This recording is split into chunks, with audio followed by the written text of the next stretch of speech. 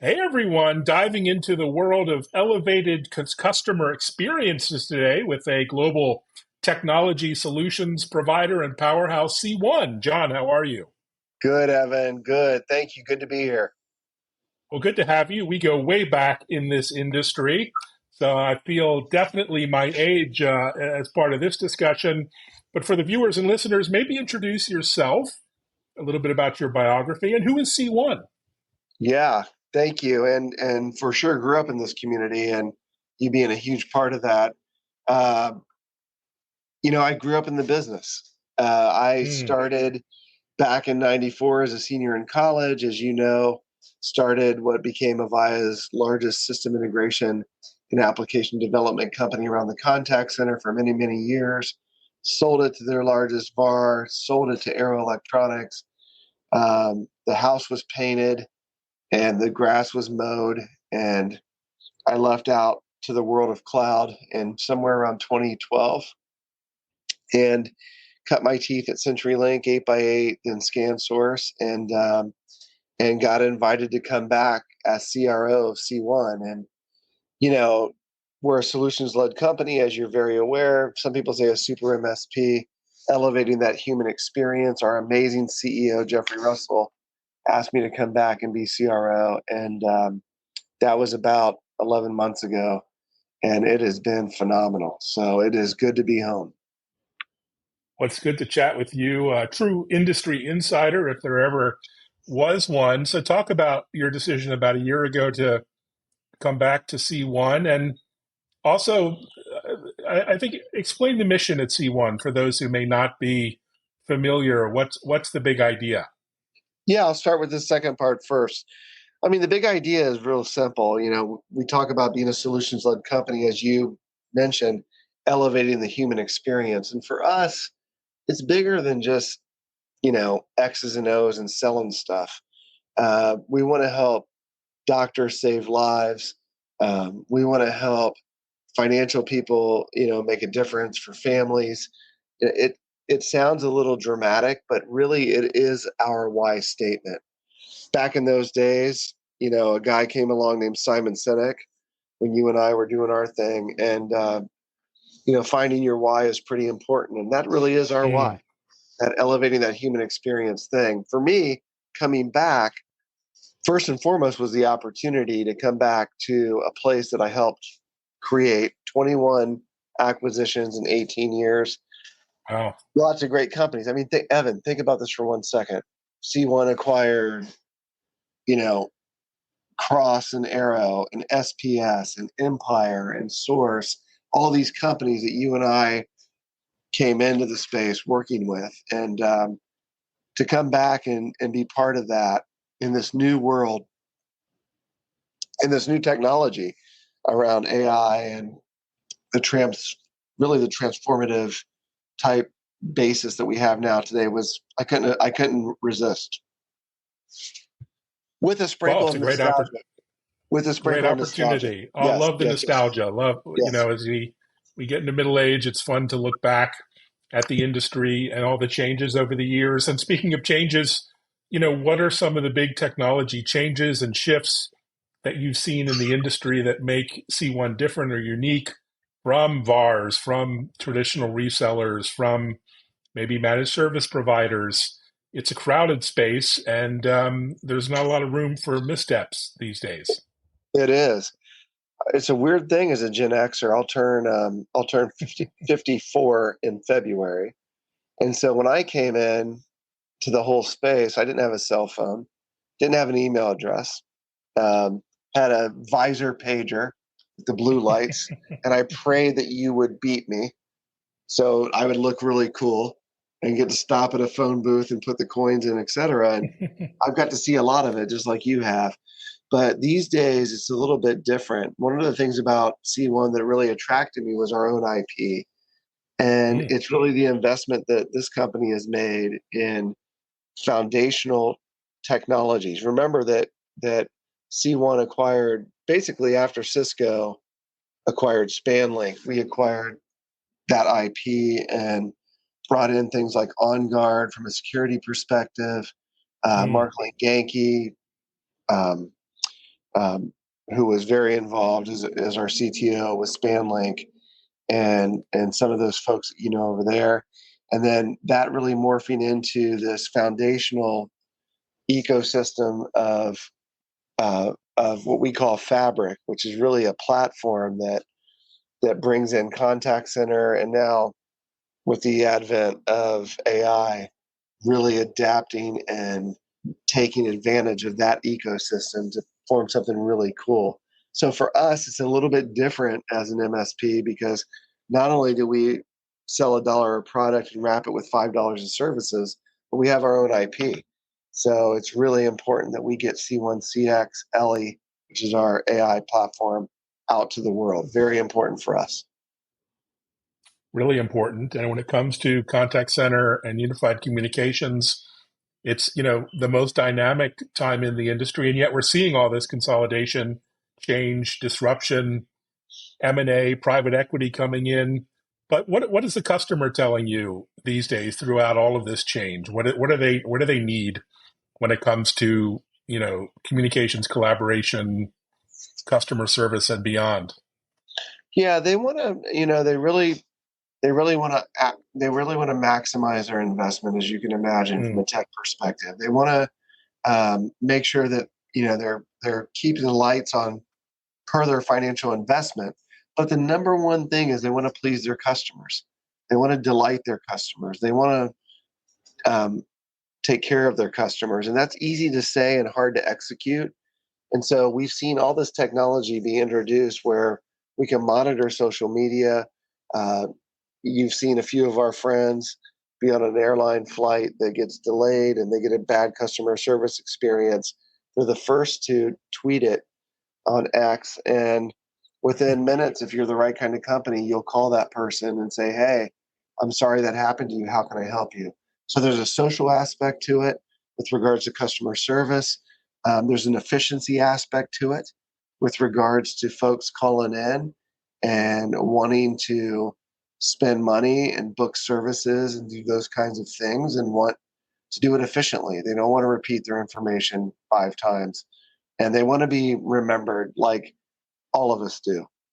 Getting on a call with you after knowing you 20 years and not talking for 10 and feeling that warm welcome both ways, right? Like people that we're humans, that's what we want. And so there's a lot of that going on right now with our customers, and the right kind of technologies will help make that happen. yeah, absolutely. And there's some belief that AI, Gen AI, has been overhyped and that we're in a hype cycle. But yet, when it comes to our space, in particular customer service and contact center, enhancing customer experience and agent experience, this is the low hanging fruit. I mean, this is the opportunity of all the opportunities that will be most impactful. But what say you? You're doubling down on this space and you're seeing real practical utility and use cases today, right? This isn't a future story. No, not for us. The conversational AI scenario has been here for a while, and Mm, we have participated in that. We've enjoyed it. Um, it is the big brother, big sister of mm. IVRs and IVA, and the things that we've done to take advantage of that. The generative part is the part that we're really focused on. We have big customers. We service 35% of the Fortune 500, 50% of the Fortune 100. They want to make sure that they're giving their customers the best experience possible. And um, it's incredible with generative AI, what we can do now with the things we talked about in the contact center years ago with, agent Mm. assist and and really making that experience better for the customer via the agent. But that learning experience through generative right now for us is a thing where we are continuing to gather case studies with some of the biggest companies out there and continuing to push that out to the world. So it's a very big deal for C1. Yeah, and talk about C1 a little more, your portfolio, your strategy. You have so many arrows in the quiver. How do you think about all these partnerships and alliances and OEM agreements? And how do you think about putting together solutions these days? Yeah, it's easy to it's easy in our world to be a mile wide and an inch deep. Hmm. We don't want to be those people that have Oh, relationships with 400 suppliers. right. We want to be smaller to get bigger. As a $1.5 billion company, that's easy to say, not so easy to execute. So we're very careful with the suppliers and the OEMs that we go to market with. Think of us with three different pillars. We have this incredible CX collaborative pillar, which is all around contact center, all around collaboration. It's the space I came from back in the days of Avaya, and as that morphed into other technology solutions with other OEMs, et cetera.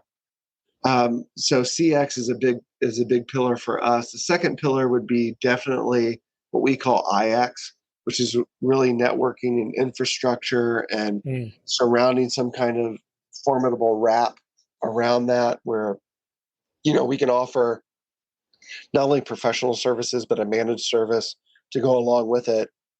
And then lastly, um, what everybody's talking about is what we call SX and the security pillar that is so important. And Uh, it's not a matter of if you're going to have a scenario, but it's a matter of when you have a breach. And so security plays into everything we do. And then I think, in my mind, like the smart guys might disagree with this, but in my mind, I think of AI and generative AI and the things we're doing kind of sitting over top of all of that and just pulling it along because there's a place for AI in each one of those pillars. But that's really the way we think of it. Again, I'm charged with every dollar we sell of product, surround it with $5 of services, and make sure that we're taking our unique prospect to the world. So that's how we think about it. Oh, fantastic. Value prop. And you work with, who's who in the Fortune 1000. So you mentioned so many different segments and verticals. How do you see your customer base evolving? Are you going to double down on that Fortune 1000? Are you going after other kinds of businesses, SMEs or otherwise? Where's your sweet spot these days? Yeah, horizontal wise, we're segmented as you would expect, right? We have Hmm. our vertical, or we have our horizontal space from an SMB perspective, our major accounts, our enterprise accounts. But from a vertical perspective, that's really our focal point. We do a huge amount of business in public sector. Mm. Um, it makes up almost 50% of our business here at C1. We are Wow. very focused on healthcare. Again, taking that patient care and supporting doctors and nurses to the next level is pretty important. And then, of course, finance is always a big one as well. But really focus, Evan, on those verticals where we can jump in and make a huge difference. I think I can't remember the last stat I saw. I think the top 20 healthcare providers in the U.S. we deal with 17 of them in some way, Wow. shape, or form. So it's pretty important to us. Yeah, important for me too. As a patient, we're all patients, family, friends. So here's to your success there. Yeah. So we're kind of in the dog days of summer. It's a little hot in Florida now. But what are you looking forward to over the next weeks as we get into the busy season, events and meetings and travel? What's on your mind for, next quarter? Well, first off, we got a little bit older, didn't we? And I have, I don't know about you. I know we've talked family previously. I've got five kids. So number Wow. five, I only think of them in numbers now, by the way, Evan. It's one through five. And so number five and number four started school this week. So the 6 a.m. wake up call comes pretty This early. week? What time is it? I've lost track of these things. Yeah, wow. Bro, it's not like when we were young. I remember it was Memorial Day to Labor Day. Right. What happened? Yeah. That was exactly what happened. And like these kids, God love them, they got to go back way earlier now. So school's starting, things are getting rolling, wedding season for our industry, which we commonly refer to as wedding season, which is really the show season has ended. So the dog days of summer are almost over, and then we'll go right into the fall. A lot of our big OEMs and suppliers have their shows as we go into the fall. Cisco starting a new fiscal year; they're an important partner of ours. We have others Um, Dreamforce is coming up and some of the other big Mm. things. So we'll be present at all those things and presenting and spewing our pablum and having a good time with our friends, and getting right into the holidays, and then it starts over again. So there's no rest for the weary. I'm sure for you too. Well, it's we're used to this lifestyle, and yeah, here's to more young people coming in to this industry. I know something you are personally keen about, mentoring and teaching, and that's an important part of what you do. Thanks so much just for the update. I'm sure we'll see you at many industry events as we head out in September. And thanks for your time. Always fun to catch up, John. No, I love it. I just want to, before I go, um, I just want to give out a shameless plug for you. You always, I know we haven't spoken in a long time. We've written a couple times, but man, your presence on X and your presence in social media in general, in the topics that you bring, I just want you to know they're so compelling and so interesting. You really, and the subject matter is so different. I really enjoy reading your stuff, and I know a lot of folks feel that way. Um, I feel like you're one of us and really proud of you and what you've done in this new world. But if you haven't followed Evan, please do.